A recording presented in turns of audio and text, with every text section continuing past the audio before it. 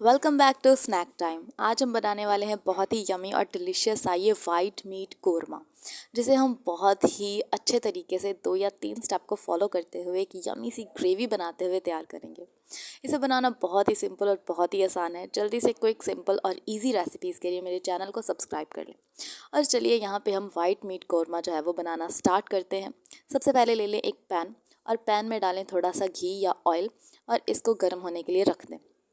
और इसके बाद हम लेंगे 2 बड़ी इलायची, वो हम इस गरम ऑयल में डाल देंगे।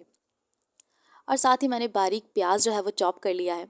इसका मैंने पानी जो है वो किसी कपड़े में डालकर एक्सट्रैक्ट कर लिया है और इस खुश्क प्याज को हम इसके अंदर शामिल कर देंगे घी के अंदर। ये बहुत ही जल्दी जो है वो ब्राउन हो जाता है। प्याज को ब्राउन होने में ज़्यादा वक्त नहीं लगता।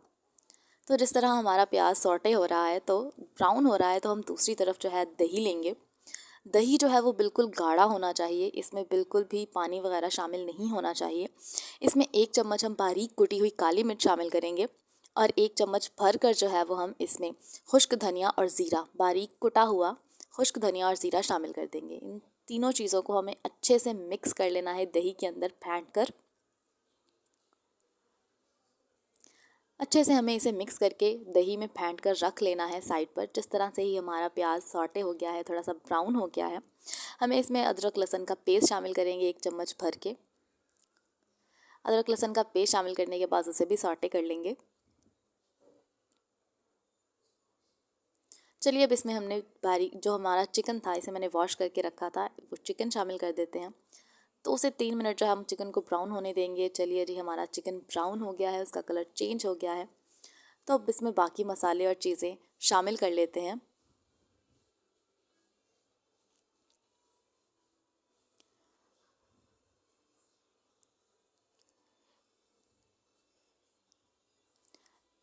लहसुन, हरी मिर्च और थोड़ा सा टमाटो, उसकी प्यूरी बनाकर हम इसमें थोड़ी सी शामिल करेंगे। मैंने ऑलरेडी प्रिपेयर करके रखी थी, वो हमने इसमें शामिल कर दी है। इसको थोड़ी देर पकने देंगे।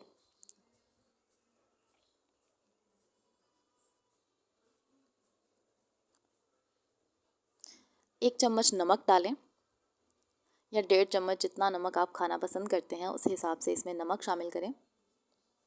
इसमें आपको कोई लाल मिर्च शामिल नहीं करनी, इससे आपके जो वाइट मीट का अपीयरेंस है, जो शक्ल है, वो ख़राब हो जाएगी।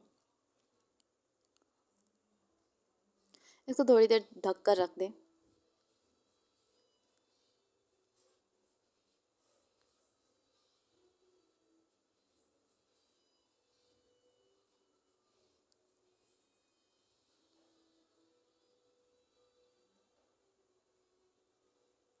चलिए, जो अब हमने दही प्रिपेयर किया था, वो दही अब हम इसमें शामिल करेंगे, जिसमें हमने काली मिर्च और बारीक कटा हुआ ज़ीरा और धनिया शामिल किया था।